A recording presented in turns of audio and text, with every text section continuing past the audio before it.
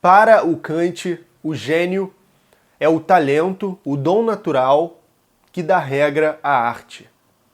É uma disposição da mente por meio da qual a natureza dá regra à arte. Então é a natureza que trabalha através do gênio. E ele vai atribuir várias características ao gênio que a gente vai ver aqui no seu livro A Crítica da Faculdade de Julgar, ou A Crítica do Juízo, a famosa terceira crítica, que eu já abordei aqui no canal, onde ele vai falar na parte estética sobre o belo e sobre o sublime. É uma das obras mais importantes da estética moderna e o vídeo trata da parte estética como um todo, tanto do belo quanto do sublime. E esse vídeo específico sobre o gênio trata de algumas considerações que o Kant faz sobre o gênio que vão ser muito influentes para a nossa cultura e principalmente para a arte, para o romantismo. Então, quais são os atributos do gênio? Primeiro de tudo, o talento de produzir algo para o qual nenhuma regra pode ser determinada. Em outras palavras, originalidade. Em segundo lugar, os produtos do gênio são exemplares, são como modelos. E, no entanto, eles próprios não são imitações. Eles são originais. E, ainda assim, eles são dignos de serem imitados, copiados e ditam um modelo. Em terceiro lugar, o gênio não pode justificar como cria. Isso é muito importante. Ele tem que ter uma espécie de ingenuidade. O Schiller vai falar que o gênio é ingênuo. Sem ingenuidade, não tem genialidade. Em quarto lugar, a natureza, através do gênio, não dá regra à ciência, mas sim à arte. E a bela arte, as belas artes. Então, é diferente quando se trata de alguém da ciência, como por exemplo Newton, e um Homero ou um Dostoiévski. Pode-se perfeitamente aprender com efeito tudo o que Newton apresentou em sua imortal obra sobre os princípios da filosofia natural. Ainda que para a descoberta destes últimos se requeresse de fato um grande cérebro. Mas não se pode aprender a escrever poesia de maneira brilhante. Por mais detalhados que fossem os preceitos para a arte poética, e por mais excelentes que fossem os modelos escolhidos.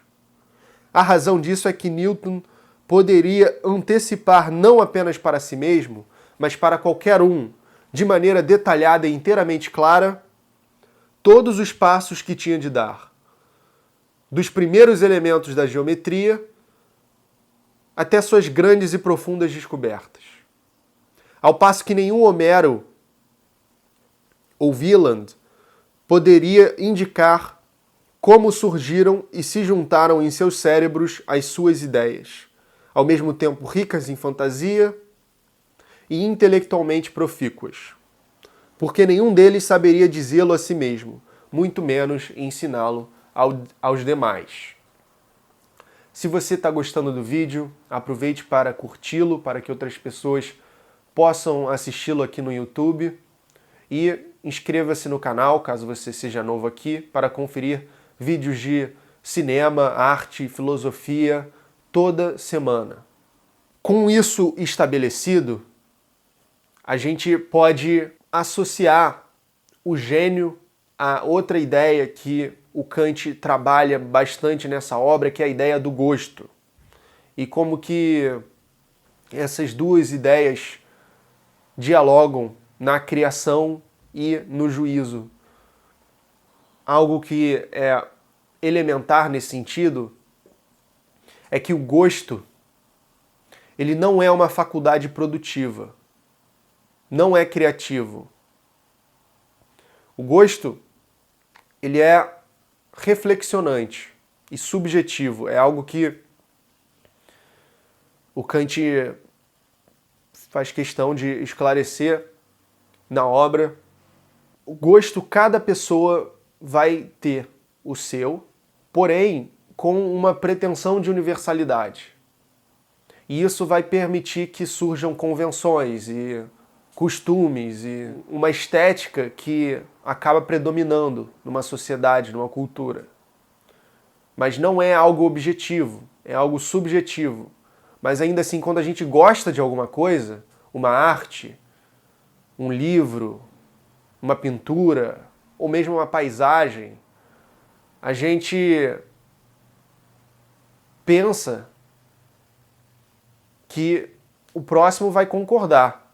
A gente espera, e principalmente quando a gente compartilha o gosto, a gente espera uma concordância, que nem sempre acontece.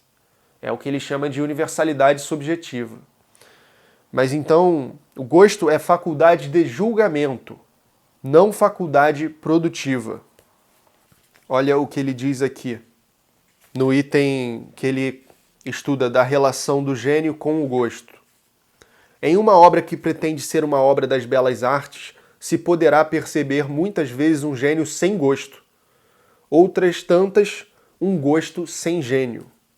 Então o gênio opera como um quebrador de regras, como quem vai ditar aquilo ao qual o gosto vai se reportar por muito tempo. E ele diz uma coisa muito interessante, que mesmo os deslizes do gênio, aquilo que a gente percebe na obra de um gênio que não é tão bom quanto as outras partes, é interessante. Ainda que também não seja por isso digno de imitação. Mas mesmo o deslize de um gênio é interessante. Agora então a gente chega no principal da relação do gosto com o gênio, que é o seguinte: o gosto, ele vai operar como um disciplinador do gênio. O gosto é coercitivo com o gênio. O gosto limita o gênio e o coloca para trabalhar sobre determinados parâmetros. Vamos ler as próprias palavras do Kant com relação a isso. O gosto, assim como a faculdade de julgar em geral, é a disciplina ou corretivo do gênio, cortando-lhe bem as asas e tornando-o bem comportado ou polido. Olha o que ele vai dizer agora, um pouco mais à frente, no final desse item, que é o item 50. Se no conflito entre ambas as propriedades de um produto algo deve ser sacrificado, seria melhor que isso acontecesse do lado do gênio, e a faculdade de julgar, que em assuntos das belas artes emite seus enunciados a partir de princípios próprios, preferirá sempre romper com a liberdade e a riqueza da imaginação a romper com o entendimento. Isso é muito interessante, né? Se a gente tiver que sacrificar algum dos dois, que seja o gênio. Essa defesa que o Kant vai fazer de alguma forma do gênio, ela vai ser muito importante no contexto do romantismo alemão, no contexto de atribuir à arte moderna uma dignidade própria, de permitir que o novo seja descoberto e não só que a arte fique sujeita, submetida a regramentos fixos, tendo como base o passado, os gregos, que era algo que o classicismo fazia e que os românticos vão combater, vão numa direção contrária e vão valorizar os gênios, como Shakespeare, como Cervantes. Shakespeare com seu teatro que transcende, que quebra, que transgride as regras, as limitações das poéticas da tradição. seja a poética de Aristóteles, seja a poética de Boileau. O classicismo, ele vai encontrar no trabalho desses grandes gênios os seus limites. E isso vai permitir aos românticos e a artistas modernos que criassem o novo, que explorassem o novo. Na Alemanha, o Goethe e o Schiller vão fazer também uma arte nova. Eles vão no teatro, no romance, o romance do Goethe, o Wilhelm Meister, por exemplo, e o próprio gênero do romance vai ser defendido como um gênero literário que é muito rico, porque pode ter um pouco dos outros todos nele. É fragmentado, é aberto.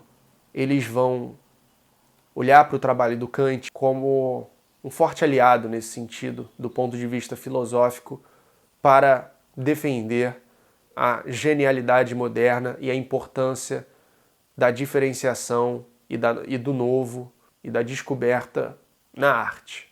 E a arte moderna, ela é muito marcada pelo pensamento, pela reflexão, pela experimentação também. E se você tiver curiosidade a respeito da evolução da arte, da relação entre arte e filosofia, eu tenho alguns vídeos aqui no canal falando sobre isso, tenho vídeo sobre a poética do Aristóteles. Fique à vontade para entrar no canal e explorá-lo. E muito obrigado por assistir.